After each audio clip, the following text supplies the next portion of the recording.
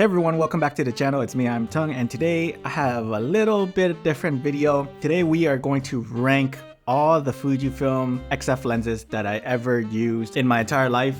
And we're gonna rank them by tiers, okay? So S means it's the best, A is great, B is good, C is okay, D is eh, and F is pretty bad. And this list has been created by one of our viewers by the name of Hybrid Squirrel or Squirrel Hybrid.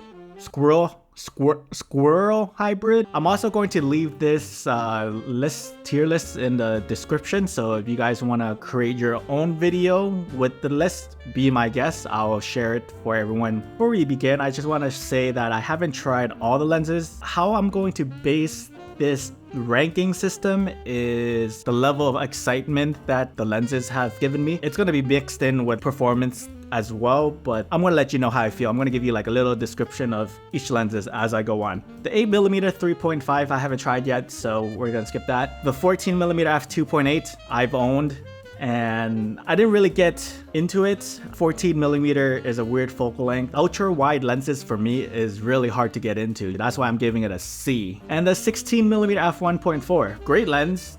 I haven't used it in a very long time, but it was my travel lens for quite a period of time. I've shot a lot of travel photography with it. I took it to like across the states. I took it to like New York, Arizona, and all that.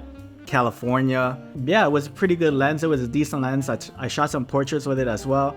And everyone keeps praising how good it is. Wide angle lenses aren't for me, but I did have a really good time with it. So I'm gonna put it in the B. 16mm f2.8 I haven't tried. 18mm f1.4 I did own, and I thought that the 16mm f1.4 was slightly better. Wasn't a fan of this lens for some reason. Again, the focal length, not for me, so I'm going to put it here. I know this lens is a very popular lens, but man, I tried to get into it, but I couldn't. So I didn't feel like that excited for this lens as soon as I got it. That's why I got rid of it. 18mm f.2 I didn't try. So the 23mm f1.4 I tried, and I love. This is the OG one with the clutch thing going in and out. I loved it. And this is the 2021 version. This is the one that I rave about. This is going in the S because it's that good. I just love that lens. I just love the image quality. I just love the close focusing distance, and I just love the images I got. I got some pretty good images, and the more awesome photos I take with a lens, the more I begin to like it and the more excited I get for it. The 23mm f2 I recently tried and I did like it. I'm gonna put it up here. A. The pancake lens I didn't try. The macro lens I don't want to try. I'm just like, why do we need another 30mm focal length when we have like the 33 right here? I did try. It's in the S. I love that lens. I love these two lenses. And the 35mm f1.4, I got nothing but love for this lens. This is definitely going in the S, but then it is feeling a little bit dated now. The autofocusing is clunky for today's time, but man, the image quality that I got, oh freak. That was a really good lens. The 35mm f2, I dig it, but I didn't get excited for it like I did the 23mm. And I don't know, I found the lens to be like incredibly clinical, and I didn't like that. I haven't tried the XC. The 50mm f1.0 I did try. I did make a review on this video, and a lot of you guys have been commenting for me to talk about that lens, and I have talked about this lens. I guess that was early on in my YouTube journey, so I don't think you guys dig through the archives as much, but it's there.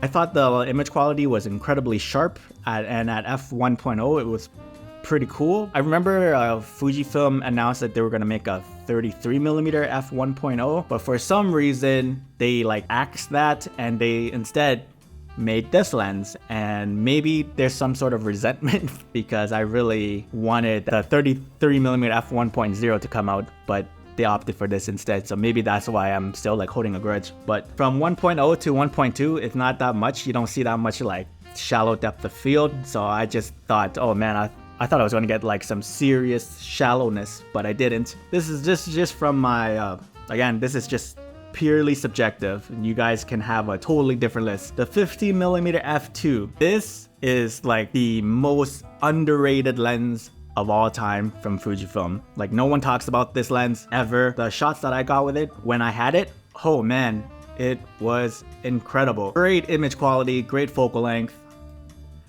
It's going in the S tier.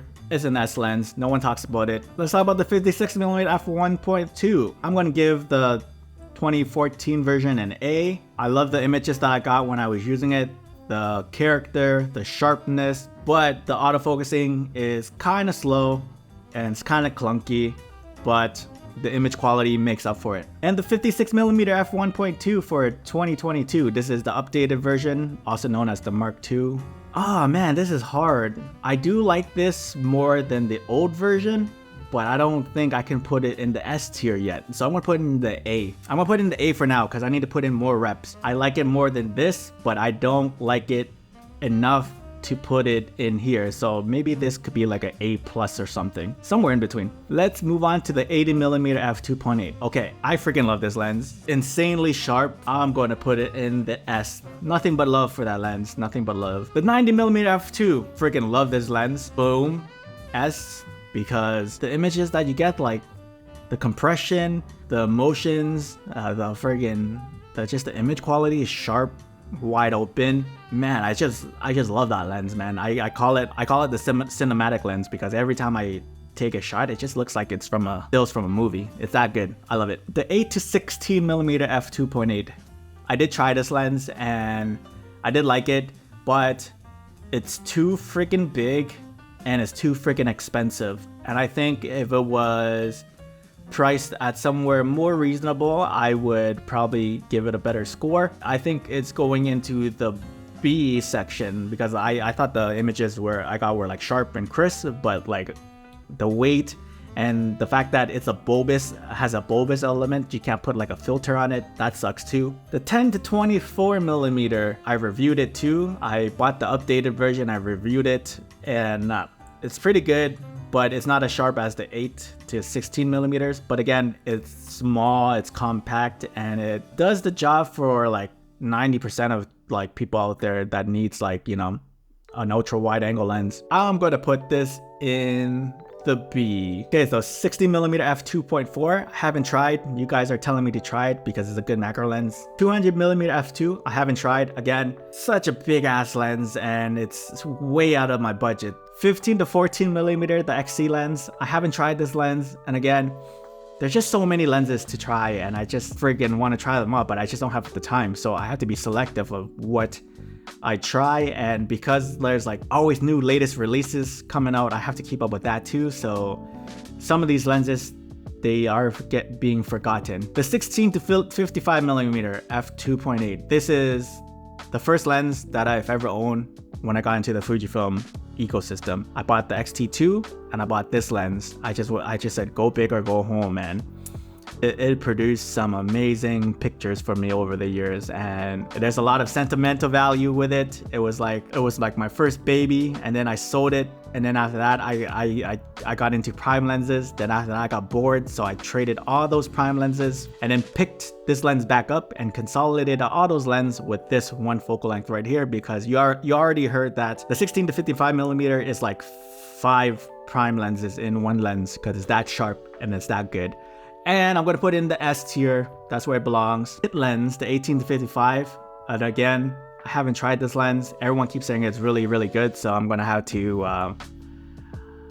to trust your judgment. And it's a really good lens from what I hear. So the 18 to 120mm f4. Now this is a very polarizing lens. Everyone says that this lens sucks. The sharpness for photography sucks. But then I'm always arguing the fact that Fujifilm made this lens as a video lens, and as a video lens you don't want a lens to be incredibly sharp. That's not what filmmakers want. They want something that's a little bit soft, that has a little bit of character, and they don't mind that softness. And as a video lens, it performed really well. I have zero problems with it. I love the footage I got out of it. I'm gonna put it in the A, everybody. The 50 to 140. This lens is incredible. I also reviewed this lens. I used to own this lens, but when the world shut down and then everyone had to stay home inside, I wasn't traveling anymore, so there was no need for it. So I actually sold it. And I kind of missed this lens because, man, like every time I was out traveling, oh man, I got some crazy shots, man. I love this lens. Hopefully I can pick one up in the near future again if I really want it again. So I'm going to ask lots of memories with that lens. Oh, the 55 to 120. So I did own this lens. I did purchase this when I was traveling around Vietnam, Australia. I thought my 16 to 55 didn't offer enough reach, so I got this instead, as that's what my budget allowed me to.